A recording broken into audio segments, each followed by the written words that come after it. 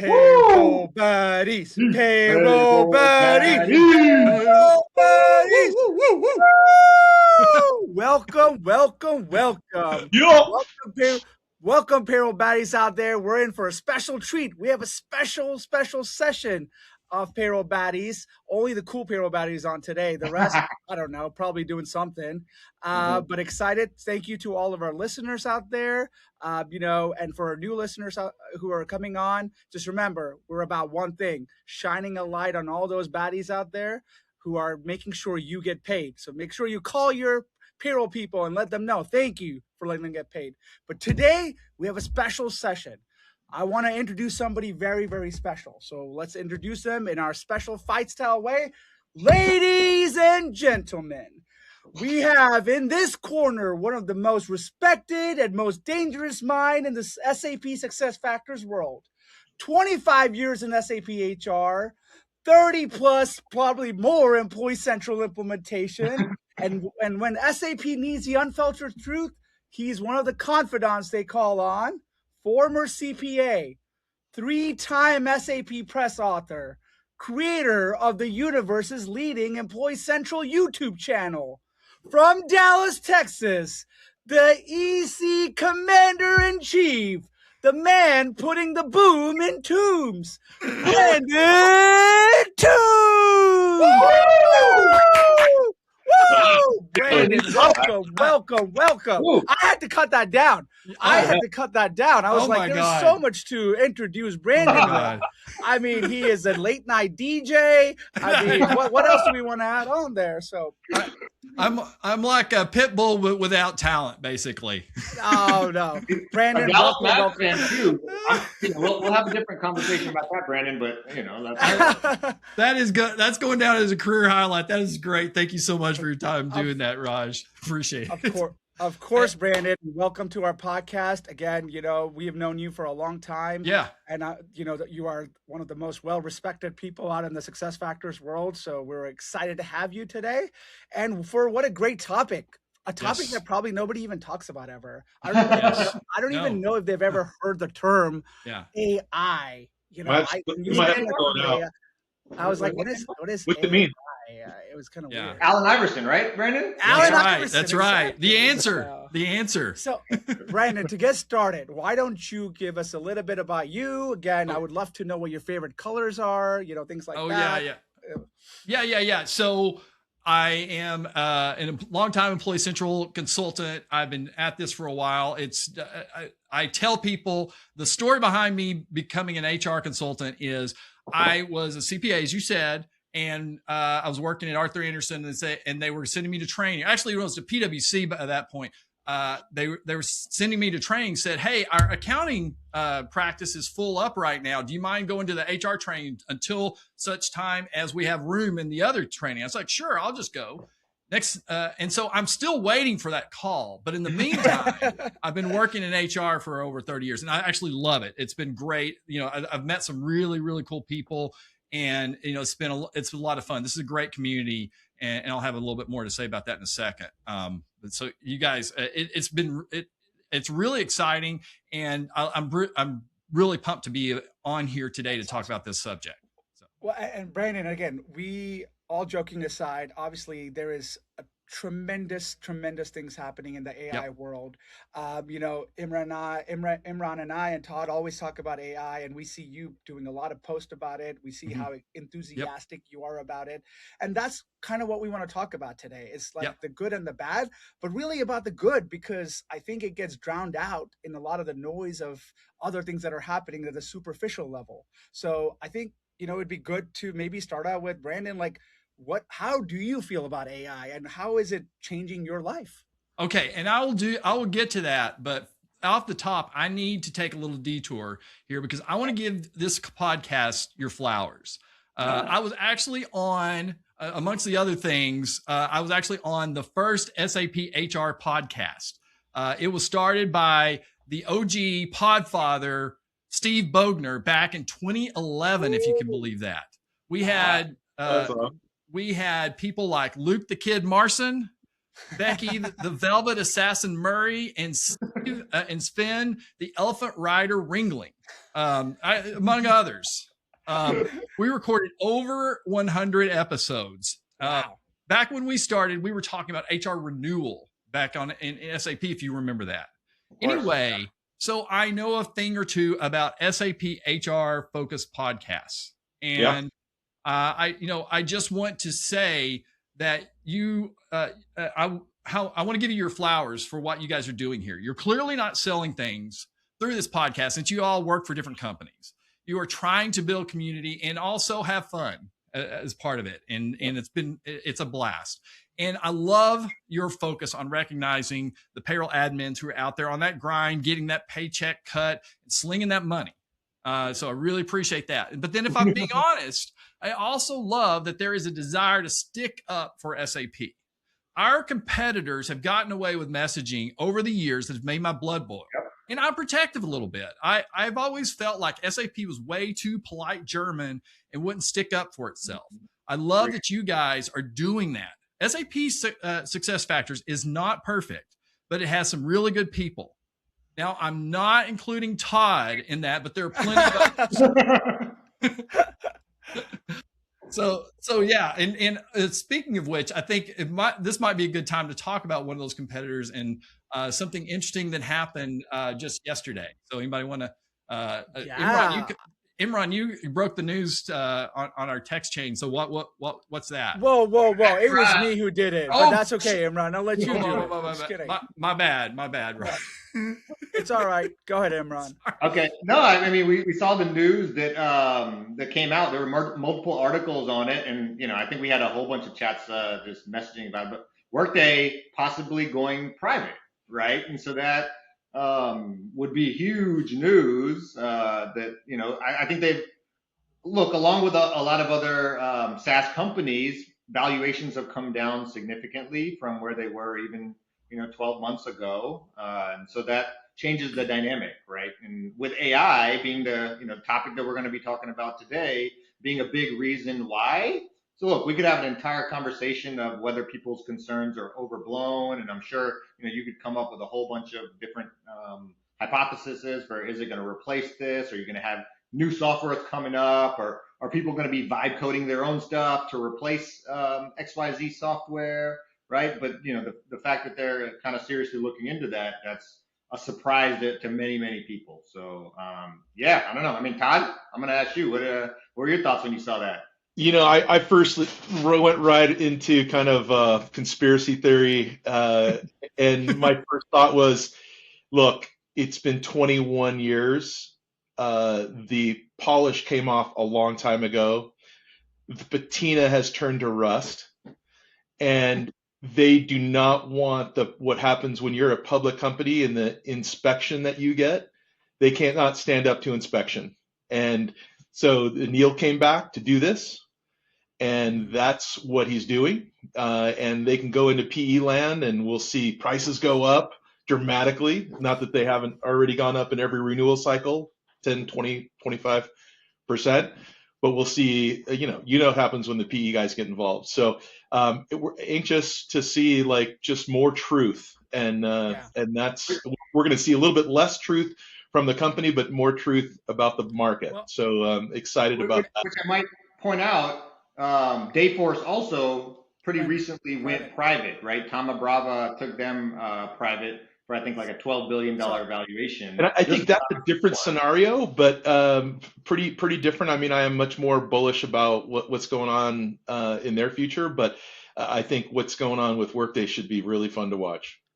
Yeah, and maybe because I want to add on to what Todd said, because I feel very similar. And again, you guys know, I mean, we're very biased about SAP, but again, there's things that SAP has done very well and right? And with the AI coming in, SAP was just, I mean, it was there already set up for AI, right? And now, and they were, from the core up is what's happening there. To me, Workday had to kind of pivot. And they bought Sana, they bought other companies, and now they have to figure out how does that all work together. They don't do that. They just have the power of one. It's power of one. It's just one. It's just one thing. Yeah. And what that was one thing I found really frustrating when all that was happening, when they were acquiring things, is the analysts that were always like, oh, Workday this and Workday that. There was not a peep out of any of them talking about, this is inconsistent with the messaging they've had for all these years. And for those of you that think that we're really kind of being biased, and we are. This is something they've thrown at us in the past, sure. And that's why it's like, I think it's time to call this out, because again, the German polite people don't do it themselves. So it falls to other people to do this for them. But this is just one of those cases where, we need to be a voice of what's happening in this area. And I agree. Like, again, I also want to give Workday their credit. I mean, they have smart people there. Sure. They'll figure Absolutely. it out. But what is again, this is conspiracy theory, just like Todd for me, the writing's on the wall is where I see it. It's like they have to now go back in. They can't be public, because if they have to show everything they're spending money on and things like that, it's not going to look good, and they have to re-engineer themselves. Not saying they're not going to come out of it even stronger and better. They probably will, right? So that's to be seen. But it is that, Brandon, 100%. It's that, when we got shade thrown at us all this time, now the finger's pointing back at them, right? It's hilarious, actually. So, look, I also need to give Workday their credit, because in my opinion, they pushed SAP and Oracle and others, they pushed the marketplace to be better, right? For many years, SAP was complacent. They weren't innovating. Workday came in, and then SAP was forced to answer. And look, there was a time period where that was a long, painful period, right? There was a lot of re-engineering that had to be done, a lot of plumbing work that had to be done. And here's where I think it's interesting, right? I think Workday is actually facing the problems that SAP had 15 years ago, right? When you're talking about technical debt, because when I look at an AI world, they do have some unique challenges now, right? Because one, they're built on a proprietary language that will not be as well trained to like an AI model and stuff like that. Two, it's very closed off. So that is challenges. Two, the other thing, three, is they were always closed off because of the power of one to APIs and things like that. So from what I hear from people that use it, is that their APIs require a lot of engineering. And look, we all use AI on a daily basis. What do you need? You need good APIs. You need good data access. Basically, you need a very strong partner program in order for you to get the most out of APIs. And then that's how you build an ecosystem of people doing very, very innovative things. So I think that, in a way, is where things have flipped, at least from where I'm seeing. Because, Imran, you know what they are? Legacy tech. Oh, you heard? That's going to be clipped right there. Legacy tech. Brandon, any closing thoughts about this topic? No. I think we covered it. We can go on. I think we would, but it's probably time to move on. I think more data to come out, right? More stuff to come out, and we'll see where it goes. Hopefully this deal closes. I mean, again, it sounds like, it is pretty close to be closing, but so we'll see. Yep. All right. Let's get back into some AI topics. Okay. Brandon. So now back to our regular scheduled programming. Okay, so today's subject is AI. And so what we wanted to talk about today is AI, and particularly how we can use AI to do our jobs better. This is separate from the great work that the SuccessFactors and SAP doing are with Joule and Assistants. You guys talked about it with Shiva on your last pod, and I know we'll get a lot more information on that front from SuccessConnect. But we thought it would be fun to have a different conversation. When I was talking with Imran and Raj about this, is speaking is really us talking about AI. Just from the standpoint of not just talking about what goes on in the product itself, but how we can use it in our day-to-day lives. Now, I did mention SuccessConnect. I would also put in a little plug here that, registration's open. Hey, everybody show up for that. You got time to talk to your boss, get her to release the funds. This is definitely a year you want to hear what the direction is. So we got that out of the way. Okay, so all right, so why am I on here talking about this? So, and I will say that I am a tinkerer. I love this topic, and I've always loved working with the new stuff as it came out. So to date myself even further, as if I haven't done it enough, the first thing I ever really tinkered with from an SAP standpoint is Internet Transaction Server. And I volunteered to work on that many years ago. Imran knows what I'm talking about. He probably was in middle school when it came out, though. and I've been working on this stuff as it comes out ever since. And I can say that in my almost 30 years in the business, and it really started before the .com boom, and then with the internet years, there is nothing that compares to what the last 2 years have been like when it comes to AI, and in particular, the last 6 months. I have been going crazy making things with AI, and basically, I start on projects thinking that I'm going to hit a wall, and those walls are no longer there. AI has completely rewired how I work, and I am not going back. I have been sharing on LinkedIn some of the things I've been doing. So here's just a smattering of these, and this is where I want to kind of open it up and let everybody kind of talk about it. So. Number one, I used AI to create a conversion tool specifically designed for Employee Central with position management. Then another thing I did, I used AI to build me a customized daily report of all of the KBAs and blogs in the EC area so I can stay on top of the news. Next, I used AI to turn meeting summaries into automatically create tasks for project aid logs, either like through to Calm or to Smartsheet. Using AI to create PowerPoint presentations in the customer's format. So I'll tell it exactly what I need verbally, and it does the formatting and diagrams that I need. And then away from work, and I've got others that we could talk about if we wanted to, but away from work, my current obsession is an app that I've built that my wife and I can both use to rate movies and TV shows. And then AI can use Rotten Tomato show ratings to propose things for us to watch so that we can finally find something to watch together that is somewhere between Real Housewives and sports. So that is, it's like maybe a marriage saver there. So that thing's going App Store. I mean, that's awesome. Yeah. So, and then on top of that, data file changes, manipulation. We'll talk more about that, but I would love to hear how you guys are using it. I just want to start with saying, Brandon, it is so refreshing. Again, we mentioned this with Shiva too. It's like, there's a lot of negativity about AI out there in the news, right? Because it's all about sometimes, is AI going to take our jobs? Is AI going to do this? Yeah. And they're right. I mean, there is rightful conversation that needs to be had about that. But it's refreshing to hear people using it in their day-to-day life, which is more than just, hey, I just prompted it for something and I got, maybe an email response back, which is great. That's a great start. But for you, building those things has been great. And maybe where we can start, at least for me, which I always get curious about, is most people think you go to AI and you just have to keep prompting it for stuff, and like you have to just keep doing that, versus kind of, maybe if I'm understanding what you did, is also you can have AI create something for you. Now it's a tool that you don't really even need AI for anymore, and the tool can keep doing the things repeatable things for you, right? So I think that's an important concept that I think people sometimes don't really kind of click on, the sense of, I can actually use AI to build something. So maybe we can kind of go there, Brandon, a little bit, because I know Imran, I think you have some good ones too that we can kind of tie in there. Yeah, I just want to, you actually could have pulled that directly out of my notes as something I wanted to emphasize, as far as that is a point that does get lost on people. Because when I say, hey, I built this thing with AI, they're like, well, we can't use AI for that thing because it's probabilistic. Well, no, it's if I'm building out an application, and at the end of the day, that application is just a fixed set of instructions, then that is deterministic. So it doesn't matter if I programmed it myself or if AI did it. You can start using AI. And one of the things I want to challenge the people that are listening to this and watching this is, hey, you have the ability right now, if you have the tools at your company, and that's something we need to talk about in a little bit.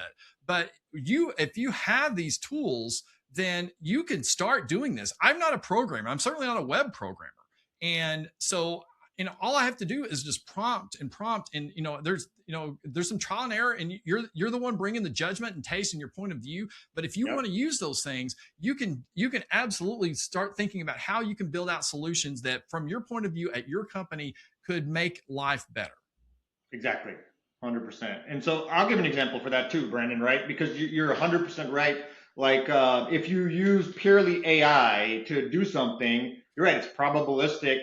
That means if you gave it the same task 5 times, it might do 5 different things. It'll probably be very, very close on what it's doing. But if you have something very static that you need done, what you can do is say, hey, build me a Python program as an example. So if you need to run something on your desktop, have the AI build a Python program. So an example that I shared with my own team to give it like how I used it to save time. So I have an SAP payroll system, right? And every month, pretty much, I apply a support pack to it. So if you're familiar with what that process looks like, you basically create a ticket with SAP, and then SAP will upgrade your ECP system, right? And so I was going through this, and for a long time, I was doing it manually, right? And Brennan, I'm sure you've created probably God knows how many OSS or SAP notes over the years. But one thing I decided to do is like, hey, I spend at least an hour on this every month. And in some cases, I have multiple systems. So I said, hey, Claude, build me a Python program to do it, right? And so now what it does is it actually goes and it's deterministic. So the Python program runs, it opens the browser, it actually goes to the internet, it gets the latest support pack, then it goes to the SAP ticketing system, and then it will go in and fill out all the information that I have to have, including uploading an attachment. And so that saves me an hour every month. And the cool thing about using AI, so here's the other thing. Back in the day, I probably could have done the same thing, but I would have had to pay a programmer. So I would have had to go find a programmer. Okay, maybe they charge me $1,000, and I'm like, fine, it's worth it. Now, here's the problem: is 3 months later, SAP changes the UI. Now that Python program's broken, I got to get a new programmer. I got to pay $200 to get it updated. Now, because AI not only owns it, it runs it for me. So I tell Claude, hey, go upgrade this system to the latest support pack. I literally say one line. And then if for some reason SAP changed a variable over there, it sends that to Claude. Claude will reprogram it without even me knowing it or being involved. And then I walk away, go get my coffee. I come back. I literally just have to press the submit button. And that is very, and it didn't burn any tokens really, unless it had to do something, because it just ran a program to do it, right? So simple example, but very scalable in terms of like trying to do something that you're doing repeatedly, right? Yeah. Yeah. When you talk about that, the thing that I've realized lately is I'll be building these things out, and then I'll want a small change that's going to ripple through like 3 or 4 different places in the program. And I know if I was going to a programmer about that, they would give me so much attitude, but I could just say, hey, put this in this way, and I want it to look like this, and I want it to do this, and it'll just go back off and it'll do it. And then I'll go, oh no, that looks terrible. I actually don't want that. Put it back the way it was. It's like, there's so much tinkering you can do. You bring up an interesting point, and actually now I want to tie it to consulting, right? What a lot of us do day to day, what you do day to day, right? When you look at consulting typically, and what AI now allows you to do, kind of what I heard from your current like thought process was, sometimes clients will come back to you, right? Requirements have been set. Clients will come back to you. And, we've all heard of the model of people change ordering a client to death. Of saying, hey, well, no, this wasn't in scope, and change that. Do you feel like AI will change that dynamic? Oh my gosh, consulting and what you are willing to do for your clients and stuff like that? Because I've seen your posts, I've seen your videos. I'm, a big fan of your YouTube channel as well. So tell me a little bit about that from a consulting point of view, SuccessFactors Consulting. I mean, it's a very, we're just now trying to assess how the AI is going to make the process of working with customers better. But I think it is going to allow you to do the things that we've always wanted to do, which is to spend more time working with processes, with change management that we've always given lip service to and just never been able to actually do because we're too busy trying to make sure that everything works right.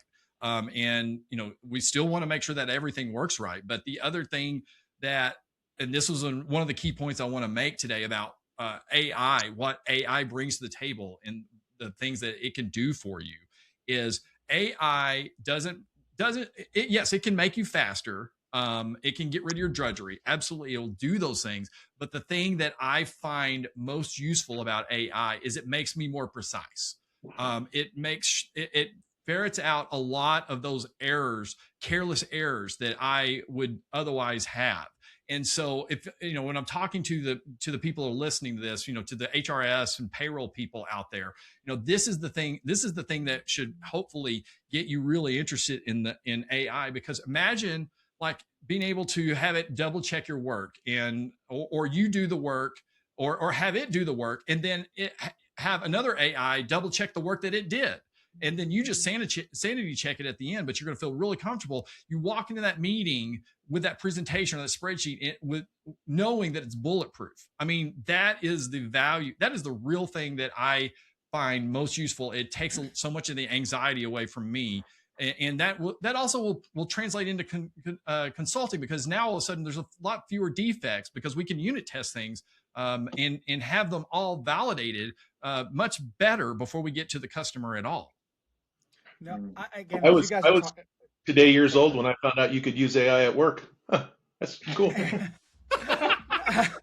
And maybe that is a interest, because there's so many cool topics or so many cool things you guys are talking about, like you do in day to day. But maybe we take it a level up first, because maybe some of our listeners, again, maybe they're like, hey, you keep saying AI. I'm at work. Mm-hmm. I have some, there might be limitation stuff. Let's talk about that. But even before that, maybe you guys can even talk through, there are words that we sometimes use, tokens, frontier models, things like that. Maybe we level set with everybody, right? Again, like to me, right now there is Claude, which is by Anthropic. There is ChatGPT, which a lot of people use, and there's Gemini, right? I mean, from a high level perspective, your company, there might be other things that are happening from a co-pilot perspective. Yeah. So we can get into that, but maybe you guys can talk to the audience about, what are you guys using? Is your framework Claude, or does it matter? Or using Gemini? Just so people who want to go try it out can start thinking about, oh, well, what do I need to go do first, right? From even a personal level, maybe we take it there, but then say, okay, then let's put the corporate, guidelines there to say, like, well, think about it. Think about what I get asked on the pickleball courts all the time is, you're in tech. Tell me about AI. Start at the beginning, right? Yeah. Start. Go ahead, Brandon. You can take that one. I'm filibustering here. I feel bad about it. So obviously, I think you kind of laid out, from an AI perspective, the thing I would say is AI is just kind of an automated tool that helps you do your job better. That's got so much more intuition than it used to have. So the difference between that and a programming of a few years ago is, you could describe what you needed done, but you would have to get it 100% right in order for it to come back with the results you need. This, you can describe it and you can be vague, and it was like, oh, okay, I understand what you mean there. Let me go off and I'll build that for you. And that's the difference to me, what AI brings to the table. Now, as far as like the tools that are available, that's going to vary by organization. And, one thing I think we all want to say at the outset of this is, absolutely use what your organization is comfortable with.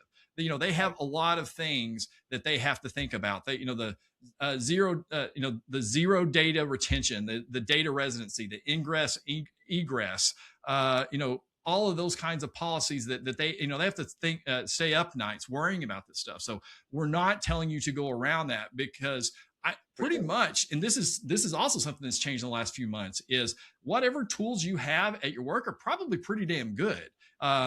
Copilot gets maligned, but now it's using some of the latest and greatest models too. So if you have Copilot at your organization, by all means use it. I use Claude Code. I have friends that use ChatGPT and think, supposedly it's slightly better now, but I'm kind of into this ecosystem, and so it's really hard. Yeah, exactly. So I'm okay. It's doing what I need, but I will tell you that going from zero to any of the models that you have available to at your business is going to give you so much advantage over, well, I'm going to wait because we don't have Claude Code at my business. And that's it, Brandon. I think you covered, again, I think we wanted to start from the basic. It's like, it does not matter anymore which model you're using, right? But people will hear those terms. They'll hear Claude, they'll hear Gemini, they'll hear this. The main messaging here is that whatever you have available to you, either in your personal, if you're using it personally too, right? Go use it, or in corporate life, ask what is available. Is it Copilot? Is it whatever it is? Go use it, because what makes it now powerful is not like, yes, you have the which we call the large language model, right? That's what it's being used to be. Why we are talking about AI again in such veracity. AI has been around for many, many, many, many years. I mean, Daddy was using this in the 70s, probably, with other stuff. So again, there's been RPAs, there's been, other type neural networks and things like that. But this is the first time in our life that the large language models have been so, are in such a position to help us, to help a layman. People, like you said, Brandon, you're not a programmer, but you're creating code right and left.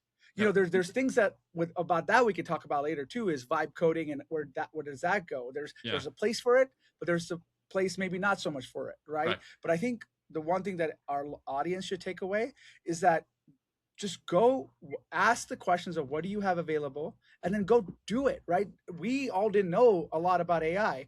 I had to just talk to, I talk to AI like it's my friend. I'm like, hey, I have a dumb question. Let me talk through this, right? Because again, and what I love about it, what my favorite part about it is, everybody's a different type of learner. Brandon, you're a different type of learner. Imran, I'm a different type of learner. It can help me learn the way I like to learn. Maybe I'm a visual person. Maybe I'm a person who likes things broken down into sections, right? And that's what I love about it. And if I want people to kind of, even before building programs or building other things, just start using it. Right? Just go and do it. So, to the practitioners out there, if your company is not sponsoring your tokens, like is not sponsoring your availability of these tools, pay the $20, please. Pay the $20. Get into Gemini, get on a user-friendly module. If you're using Gmail and other Google apps or whatever you're using, if you can get Copilot, do it. You put payroll data into it, though. Well, of course. I mean, but get conversant in the language of AI so that you can be relevant because somebody's going to come up to you and ask you, and you want to have a point of view. And if you don't, then you're going to, that's that legacy payroll practitioner view. Don't be that person. Like, go get on. Be curious. Be curious. Try it in your personal life. And one thing I'll also say, Brent, I've seen you mention this in different chats we have as well. I also have certain friends or people, they're like, well, I tried AI like, I don't know, 3 months ago and it wasn't so great. Like the improvements from even 3 months ago is like crazy in terms of what it can do. They're like, oh, well, I saw it write code and the code was horrible. So I'm like, well, forget about it. It's stupid. Yes. So it's crazy. And I think that level of I'm going to continue to experiment. And then sometimes they might even have not selected the right model, right? They went to ChatGPT and selected the most basic model. Raj, I know I'd love your point of view on this.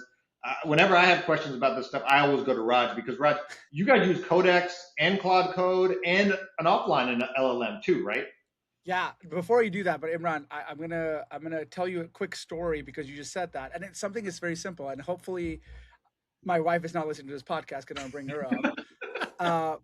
She's not. Again, exactly. I know. She's like, why do you have all these outfits all the time? That's what she's about with PayrollBADIes. Is again a simple thing.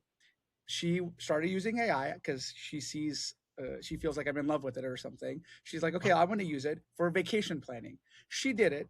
She got an okay response, and then she had all these complaints about it. It's like, oh, well, it didn't do this. I'm like, did you ask it again? Did you tell it your problem? Like, all I can say is AI is not going to get everything right the first time. Just like a person, go talk to it again. Refine. And I think a lot of people who are maybe not in the tech world or maybe not so involved, they think it's like, oh, I asked it once and I just want the answer. That's it. And like they give up on it because it's not perfect. I'm like, again, this is where repeatability, right? So I just wanted to kind of point that out. But yeah, back to what Imran was saying. Look, from a company perspective, as we're, one of the hardest part about all these AI stuff is it is so cool, but we have to figure out a lot of different things. For example, AI token bills are real. right? When I can use AI, and if I give it to all my employees to start using AI, there is a big cost to that, right? But is a value getting shown for that? That's what, if you see all the articles right now, token maxing, Token maxing. are companies seeing the value? And to me, and this is just my opinion, the reason they're having this conversation is because of how AI was deployed at that company, right? Because at first it's like, oh, everybody go use Claude Code, go use this. And everybody's like, okay. And then what you got was like, you have 100, 200 dashboards showing the same thing because everybody created the same dashboard without processes in place. So for us, we started from, again, look, our products team started using it first because they are, you know, the tip of the spears when it comes to that. Then exactly what Brandon was talking about. Oh, cool. I can use Claude, but guess what? I can use Codex to check Claude. Because again, if we're going to build product, enterprise level products, there has to be rules and regulations to that. And that goes back to the vibe coding part. Yes, it's so cool that I can build up a personal dashboard and do all this stuff. But if I have to now give it to clients, that's a different level of thing. So that's where you start thinking about, oh, I'm using, you know, one LLM versus the other to test itself. Well, then you can go a step further. Well, why do I need to use one of the, when I say frontier, these are the most, these are the best models out there, but they're also the most expensive. Now there's open source models out there, open weight models, if you want to call it, that anybody can use. It is as good as on some things, but maybe not as good as other things. So then it all goes back to, somehow we all devolve back into process re-engineering in my head, because then it's like, look at your true process and say, like, now that I have AIs available to me, how can I take that process and break it apart into steps?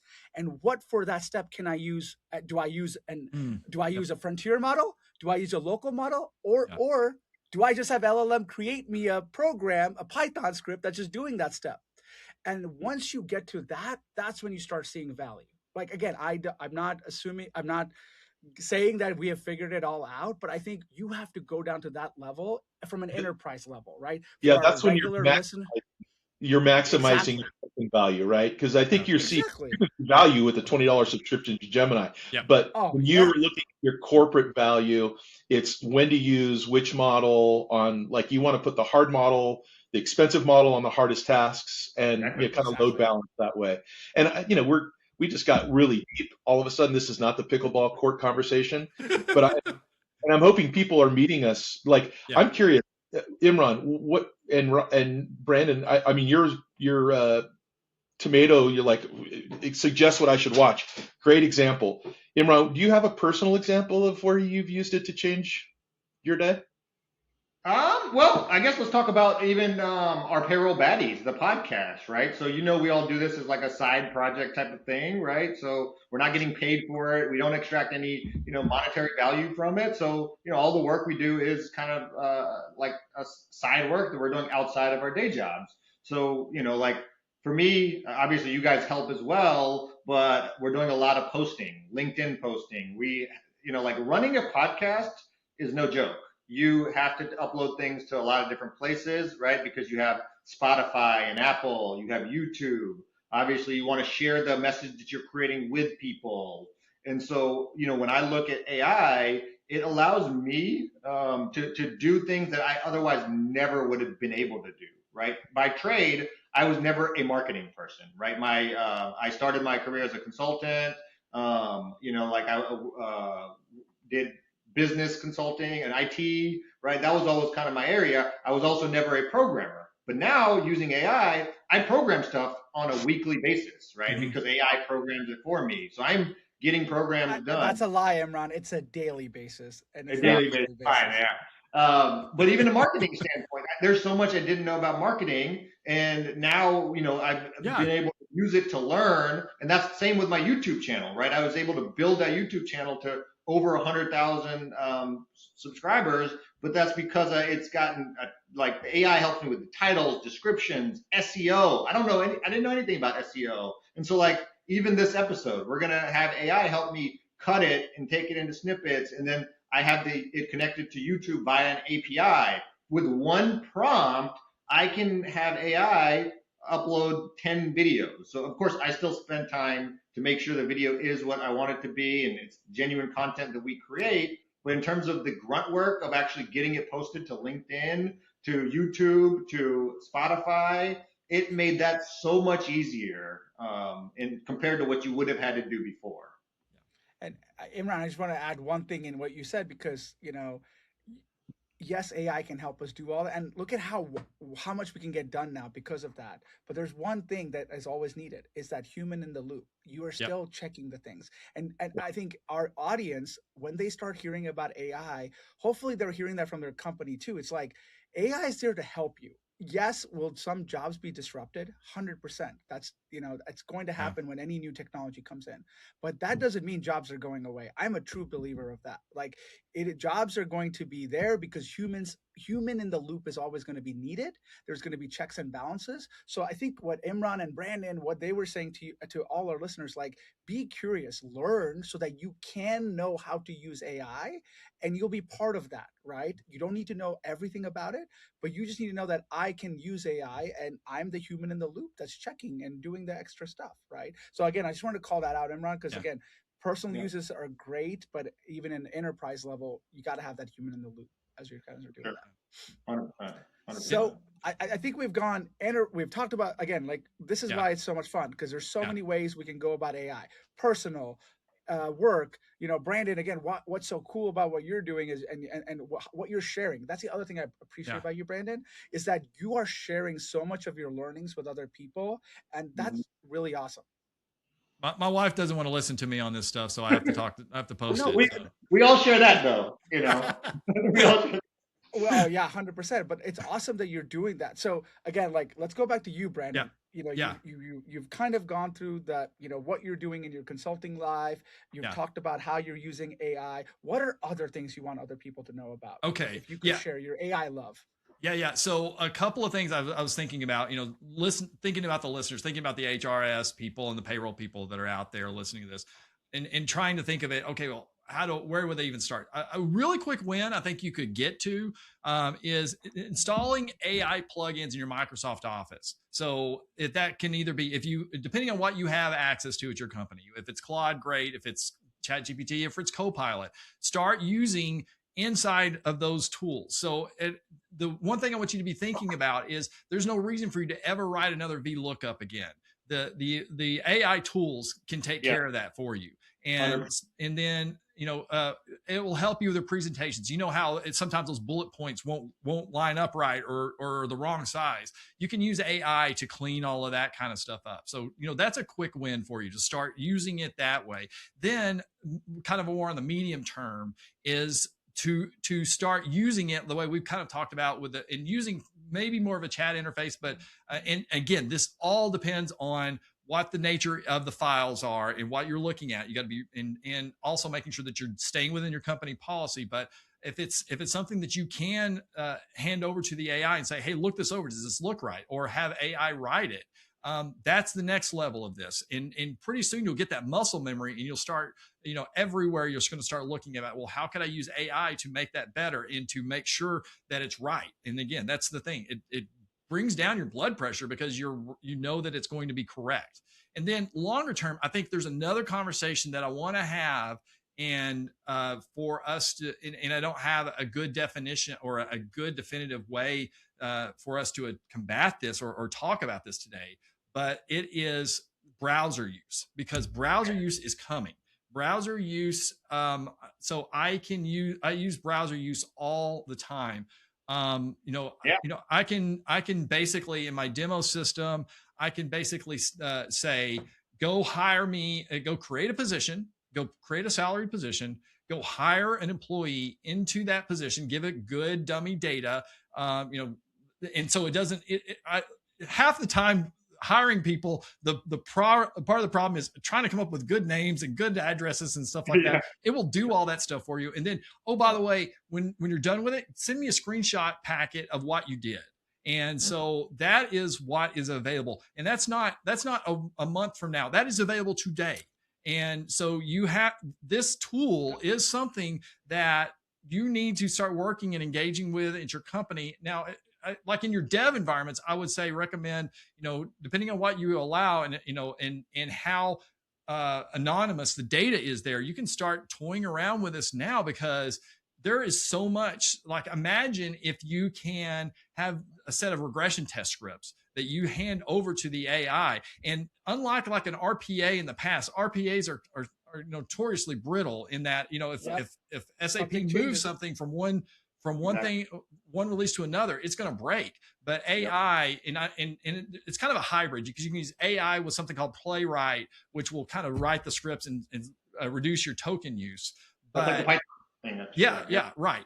And but again, browser use is here today, and you need to start thinking about, okay, if I could, and again, don't be thinking about production. That's a ways off, and you need to talk to your team about doing this in production. But if you want to mass test or in mass unit test, and this is something I think that consulting firms are really going to need to be thinking about, is how can I use AI as part of the unit test process. But then customers too will have this available to them. And this is coming, and I could talk. It's here. Yeah, right, I could tell you 20 different use cases for this right now that I'm using. It's so interesting. It's so interesting because, in the last month, I've had like both ends of the spectrum. So last week we signed a statement of work, and the company we signed a statement of work, they explicitly included terms of like, you are not allowed to even do anything with AI whatsoever. And then like they made us sign that. Their legal like called that out during like, hey, make sure you read these AI terms and agreements. And then on the other end of that spectrum, we were kind of in a sales cycle with another company, and part of their questions to the different vendors were like, well, what is your AI strategy, and how are you going to leverage it in our project to be as efficient as possible? And then is that going to save us money, and blah, blah, blah, blah, blah. So you get both ends of the spectrum, and I get it, right? Because AI is still not being used widely in companies. Like Todd, your session at Payroll Congress, right? Remember when we asked how many people are productively using AI for payroll in a room of 300 people? Todd, how many people raised their hand? Yeah, it was a huge room, but I think interesting there is the perception was that everybody else was using it. The first question I ask is, how many of you think you're behind? And everybody raised their hand. And then my second question, how many of you are using this in production? Two people, and they were in the same company. Yeah, I didn't realize that part. I didn't realize they were from the same company. Yeah. I think. You bring up a good point, Imran. And we're going to start seeing a lot more of this, and companies will have to start adapting. Like, I think a company, because we've seen it too, like where they're like, oh, we don't want you to use any AI. I'm like, are you kidding me? It's like, do you know what world we live in? Now, I think what they're trying to get to, and this is where we're going to get refined, I don't want my data used for some AI stuff. And that's fair. Yes, that is. And that goes back to the local LLM, the other things we're talking about too. There's other ways, right, to keep their privacy and security, and that's for the consulting company or the other company to figure out. And explain it to them, how it's not going to be used. This is where with the German company that is too nice. They're also, they think about this stuff first. That keeping your data private, don't go too fast, because that's how people run off the end of a cliff. Exactly. This is where it's good. Like, it's a bummer that we have to kind of take the beating sometimes from the marketing people of other companies, but we're always keeping our customers safe. And that's where I can feel good about being with the brand, right? Because, they're thinking ahead and keeping you safe by keeping your data safe. Right. And I'm going to say, maybe, I don't know if it's controversial, but again, we're, Imran, you and I and Brandon, we are consultants. We come from consulting backgrounds. We work for a consulting company. Brandon, you work for yourself. Yep. We are, especially consulting, is going to have an existential crisis. It will. Yep. If we do not start using AI, because like you said, Brandon, like the examples you just used, like you said, you could keep talking about with Playwright, with browser stuff. We will be, if we're not using that to make the product better for our clients, we can do more, do it better. Like you said, I could be running a regression test every day now, because guess what? AI has all the scripts. They can just run it every day so that nothing is ever broken.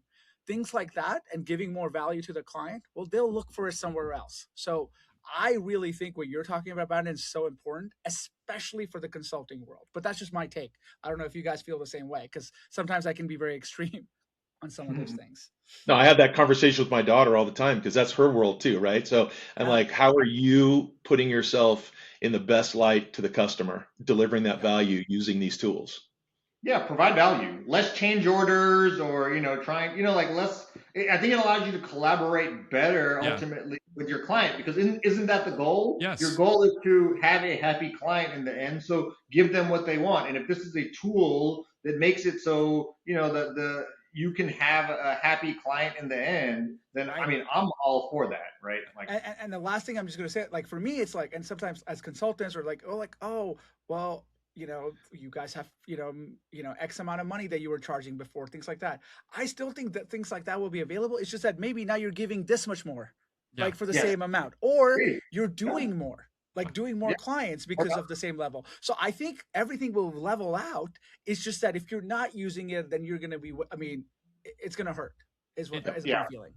Yeah. The And thing guys, that I find yeah. exciting about it from a consultant standpoint is I will be able to go from being the builder and the person that you're just pointing at, well, is this right? Did you build it the way I Right. wanted? And it will be able to redefine that relationship as I'm your coach now. I'm going to be working with you. We're going to have this system in place, but meanwhile, I'm going to get you ready for the system as well. And that's a whole other level that if you're that conversation never happens if they're saying, well, there's these 5 errors and you never fixed them, blah blah blah. This is where that relationship will be able to be changed. And I hope that the procurement teams that are out there don't just squeeze every last dollar out of the process to try to do it as cheaply as possible. And Right. instead, let's redefine what we're trying to get accomplished now and deal with the HR, the HR teams that are out there, the business users, and making sure that we're providing them the satisfaction that they want out of this process. And that's sometimes that's hard truths going to the business people too. But in the end, if you're having those open communications, that's what can be happening now that weren't available before AI. And this might not be popular that I say this, and there's going to be a lot of consultants that disagree with me. But like for me, when I'm working with someone and they're like an admin of, let's say, SuccessFactors, Employee Central, I encourage them, like, hey, maybe you don't need your consultant as much as you had in the past. You have an error, and it gives you a technical message. Ask Yeah. Claude about it. Ask your AI about it, and guess what? That enables you to do more individually working for that company. So yes, it might be less billable hours for a consultant, but at the same time, your client is going to be happier because they're not running into it. They're more self-sufficient. They're able to get things done. And then Raj, to your point, now let's talk about rather than using a bunch of AMS hours just to maintain your system, why don't we do a project to turn on some cool new stuff? Or why don't we invest it to implement smart recruiters now or migrate to that as opposed to having a gigantic bucket of AMS hours from your admins asking questions about MDF uploads or something like that. You know what I mean? And this is again, what good thoughts. And I know we could talk about this forever and ever and Yep. ever. But When wait, before we wrap up, so this probably is like one of our longest episodes, and we could probably Sorry. triple it. No, no, I'm all for it. I did want to ask you guys your thoughts on something. So I saw like the post, I think it was shared in different group chats we have too, about the whole SAP desktop studio. So I don't know if you guys had a chance to think about that, or Todd, if you had a chance to play around with it, but I actually think that's pretty exciting for the SAP world. I like the thought of it because it goes away like from like if you look at Joule or Joule for consultants, okay, great, it's doing some cool things and it can help you in the system. But what about the files on your computer and combining some of these things together?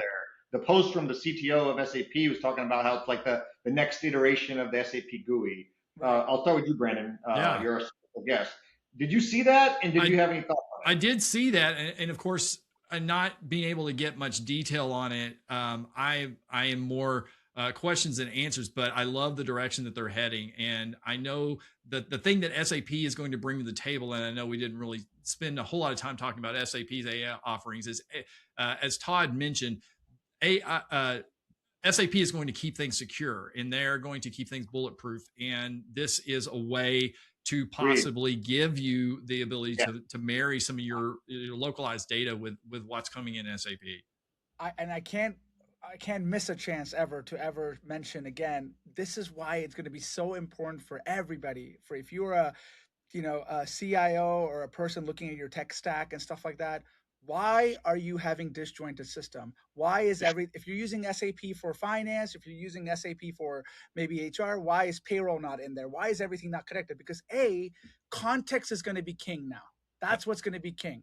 No, this is where it's awesome that SAP is coming up with Joule Studio and Joule Desktop, because they can make those contexts available, and maybe that's how people are interacting now with their whole SAP landscape. So if I'm out there, if I'm thinking about, should I take my SAP finance when I have SAP for HR and things like that, there should be no questions anymore, right? In that sense, like, look, yes, one system could be a little bit better than the other, but this AI world now and the context is going to be so important. You don't want to lose out on that. And I know we all harp on that, but I felt like I can't miss a chance to bring that back to that. Yeah. Todd? I am not going to add to what Raj said. Love it.